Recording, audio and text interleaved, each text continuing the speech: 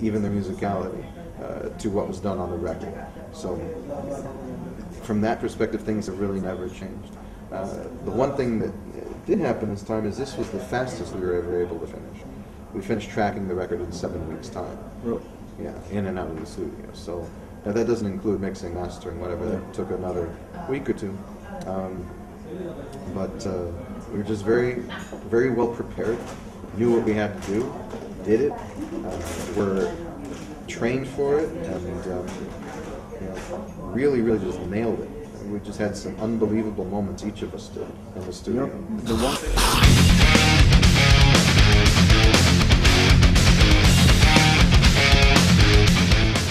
It's just with the drum tones in particular, Mikey approached this one a little differently. He wanted there to be very clear separation between everything on that kit, and so the tuning was approached a little bit differently, and the way that things were actually stacked in the mix were approached a little bit differently.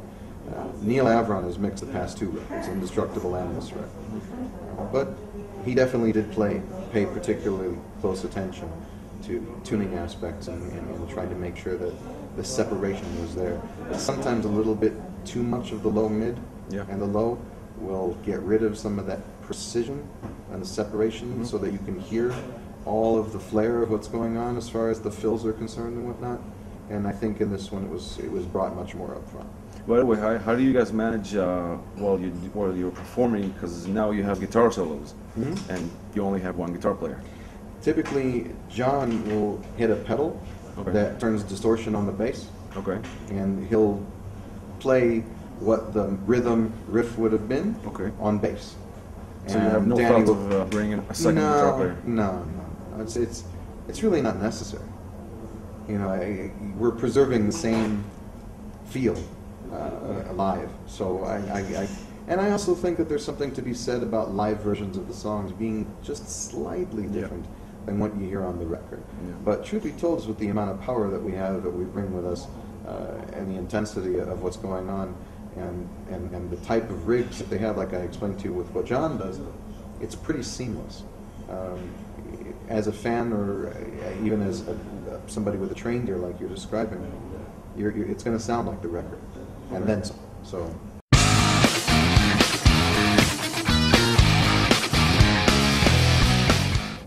Time comes when the bird is ready to leave the nest.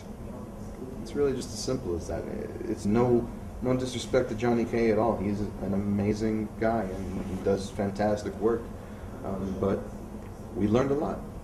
And Danny definitely has the head and the patience to sit there for countless hours and noodle and try 100 different things. I don't have as much patience as he does. I'll admit it, right off the bat. And truth be told, is I sometimes, to finish my aspect of things, I sometimes need to pull myself out of it. I need complete peace and quiet.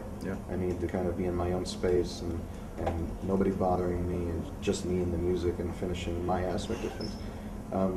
But once you learn, once you've done enough records, and if you don't need the creative assistance of a producer, which truth be told is we've never needed the creative assistance. Like I said, we've always been, the arrangements have been the same. So once we already know how to do the rest of it, well, what's really the point? We definitely thought it was time to take that step with Indestructible and proved ourselves with it. So when the time came for Asylum and we wanted to do the same thing, it was kind of a no-brainer.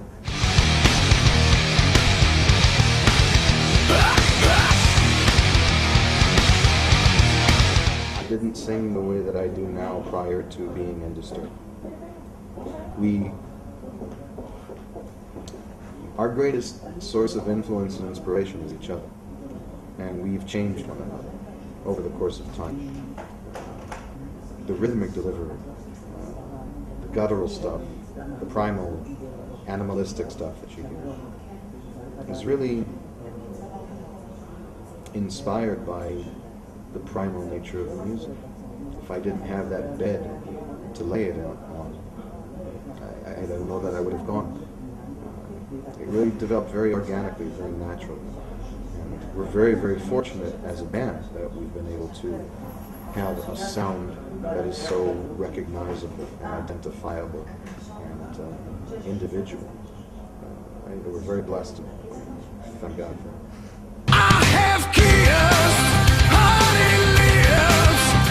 It all depends, like for instance on Believe there wasn't one. Yeah. And truth be told is that we've done a couple covers that weren't specifically 80s songs. We did a cover of Midlife Crisis by Faith No More, which is a 90s song. Yeah. We did that originally for a Faith No More tribute album that was supposed to come out, but Mike Patton put the kibosh on it, and so it was originally being spearheaded by Chino from the Deftones, and it never ended up seeing the light of day, and we ended up reviewing the song and doing a newer version of it that we thought we might want to put on the Indestructible record, but there were so many good originals that we figured, okay, we'll leave it as a B-side, and maybe it'll see the light of day on a soundtrack or something like that, but unfortunately nothing ended up ever surfacing. We've also done like half of a cover of a Metallica tune. Really? We did Fade to Black. We used to intro Darkness off of the Believe record, and when we play it live, we'd first play half of Fade to Black, and then segue into Darkness, just to kind of make sure that people understood the spirit in which the song was written. Yeah. That many of the great metal bands of all time have written heavier, darker sorts of ballads that have come out from time to time. And on the new record, there's a B-side. There's a U2 U2 song. Yeah, I still haven't found one I'm looking for.